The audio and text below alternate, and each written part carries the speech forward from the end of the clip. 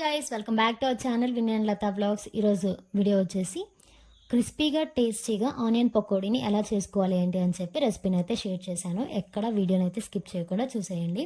ముందుగా ఆనియన్స్ని అయితే ఇలా కట్ చేసుకోవాలి. ఆనియన్స్ని గ్రీన్ చిల్లీని అయితే ఇలా కట్ చేసుకోవాలి. ఇక్కడ క్వాంటిటీస్ వచ్చేసి 5 ఆనియన్స్, 5 to 7 గ్రీన్ చిల్లీ అయితే తీసుకున్నాను అనమాట. సన్నగా ఇలా తరిగిన తర్వాత కరివేపాకు నీట్గా వాష్ చేసుకున్న కరివేపాకుని 3 నుంచి 4 రెమ్మల కరివేపాకుని అయితే యాడ్ చేసుకోవాలి. యాడ్ చేసిన తర్వాత 3 టేబుల్ స్పూన్స్ సాల్ట్ అయితే యాడ్ చేసుకోవాలి. తర్వాత 3 నుంచి 4 అంటే మన క్వాంటిటీకి తగ్గట్టు మనం ఎంతైతే తీసుకుంటామో ఆనియన్ క్వాంటిటీ, శనగపిండి క్వాంటిటీ దానికి తగ్గట్టు ఉప్పు కారం అయితే అడ్జస్ట్ చేసుకొని యాడ్ చేసుకోవాలి. ఇక్కడ మేమైతే 4 టేబుల్ స్పూన్స్ కారం అయితే వేసుకున్నాము. మొత్తం వేసుకున్న తర్వాత ఇంగ్రీడియంట్స్ ఇలా అయితే కలుపుకోవాలన్నమాట. వీడియోలో చూపిస్తున్న విధంగా అయితే కలుపుకోవాలి. ఇలా కలపడం వల్ల ఏంటంటే ఉప్పు కారం ఆనియన్కి అయితే బాగా పడుతుంది. ఇంకోటి ఏంటంటే ఆనియన్ నుంచి ఇలా కలపడం వల్ల వాటర్ కంటెంట్ అనేది రిలీజ్ అవుతుంది. ఆ వాటర్ కంటెంట్తోనే మనం ఇప్పుడు శనగపిండి అనేది కలుపుకోవాలి.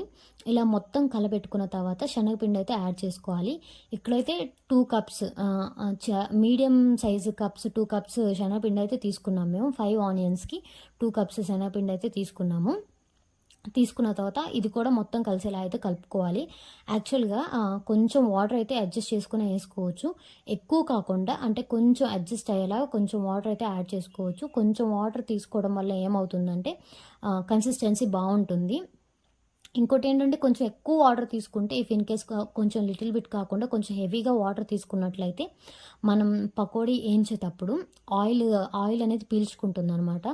ఆయిల్ ఎక్కువ తీసుకుంటుంది. అదే లైట్గా కలుపుకున్నామంటే ఈ విధంగా ఇప్పుడు వీడియోలో చూస్తున్న కన్సిస్టెన్సీ లాగా కలుపుకుంటే ఆయిల్ అనేది ఎక్కువ తీసుకోదనమాట. ఇలా అయితే కలుపుకోవాలి శనగపిండిని.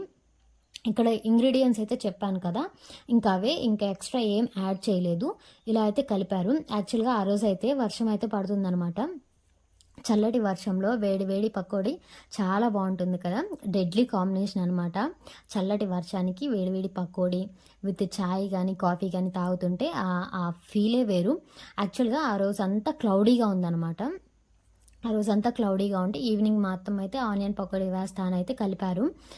యాక్చువల్గా వర్షం అయితే ఏం లేదు, మార్నింగ్ నుంచి క్లౌడీగా ఉంది. బట్ ఈవినింగ్ 4 అవ్వగానే ఫుల్ రెయిన్ అయితే ఉందన్నమాట. మాకైతే చాలా అంటే చాలా బెస్ట్ ఎక్స్పీరియన్స్ అనమాట. వర్షంలో పకోడీ తినటం చాలా మంచి ఫీల్ ఇచ్చింది. మీరు కూడా ఈవినింగ్ స్నాక్ లాగా ట్రై చేయండి ఖచ్చితంగా. చాలా అంటే చాలా టేస్టీగా యమ్మీగా అయితే ఉంటాయి. సింపుల్గా చేసుకోవచ్చు, క్విక్గా చేసుకోవచ్చు అనమాట. ఇక్కడ ఇంకా వర్షం అయితే చూస్తూ వీడియో అయితే తీశాను మీకు కూడా చూద్దామని చెప్పి.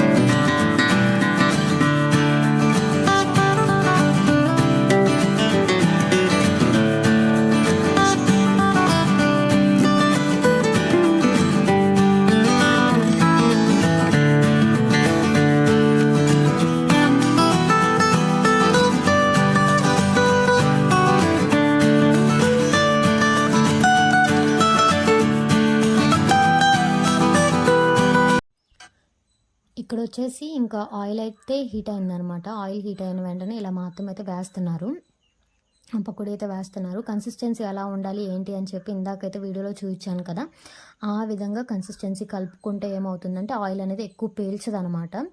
కొంచెం లైట్ ఫుడ్ లాగా అనిపిస్తుంది. కొంచెం ఆయిల్ ఎక్కువ ఉంటే పెద్దగా తినాలనిపించదు. ఈ కన్సిస్టెన్సీలో అయితే ఉండాలన్నమాట పిండి. ఆయిల్ హీట్ అయిన తర్వాత మెల్లగా ఇలా ఫ్లిప్ చేసుకుంటూ వేసుకోవాలి. వేసిన తర్వాత వెంటనే తిప్పకూడదు అనమాట. కొంచెం లైట్గా వేగిన తర్వాత ఫ్లిప్ చేసుకోవాలి. పైన క్రిస్పీగా లోపల సాఫ్ట్గా చాలా అంటే చాలా టేస్టీగా ఉంటాయి, ఎమ్మీగా ఉంటాయి. చాలా క్విక్గా చేసుకోవచ్చు అనమాట. ఆనియన్ కట్ చేయడం ఒక్కటే కొంచెం టైం టేకింగ్ ప్రాసెస్. తర్వాత అంతా చాలా ఈజీగా, క్విక్‌గా చేసేసుకోవచ్చు. ఈవినింగ్ స్నాక్‌గా బెస్ట్ ఐటెమ్ అనమాట ఇది. చాలా అంటే చాలా బావుంటాయి. ఆ రోజైతే మేము ఫుల్ ఎంజాయ్ చేసామనమాట. వర్షానికి వేడి వేడి పకోడీ తినుకుంటూ. మీరు కూడా ట్రై చేయండి. ట్రై చేసి నాకైతే కామెంట్ చేయండి ఎలా వచ్చింది ఏంటి అని చెప్పి. మీకు గనక మా వీడియో నచ్చినట్లయితే please do like, share and subscribe. చాలామంది వీడియోస్ చూస్తున్నారు కానీ లైక్ చేయట్లేదు, షేర్ చేయట్లేదు, సబ్స్క్రైబ్ చేయట్లేదు. లైక్ చేయండబ్బా! లైక్స్ అనేవి ఫ్రీ ఆఫ్ కాస్టే కదా! ఇక్కడ ఆల్మోస్ట్ మా ఆనియన్ పకోడీ అయితే కంప్లీట్ అయింది. వేసిన వెంటనే అయితే ఫ్లిప్ చేయకూడదు. ఆయిల్‌లో వేస్తాం కదా! వేసిన వెంటనే ఫ్లిప్ చేయకూడదు.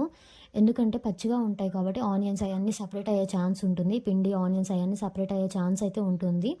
ఒక ఫ్యూ మినిట్స్ ఆగిన తర్వాత రెండు వైపులా ఫ్లిప్ చేసుకుంటూ రోస్ట్ చేసుకోవాలి. అప్పుడు పైనంతా క్రిస్పీగా, లోపలంతా సాఫ్ట్‌గా కుక్ అవుతాయి. బావుంటదనమాట.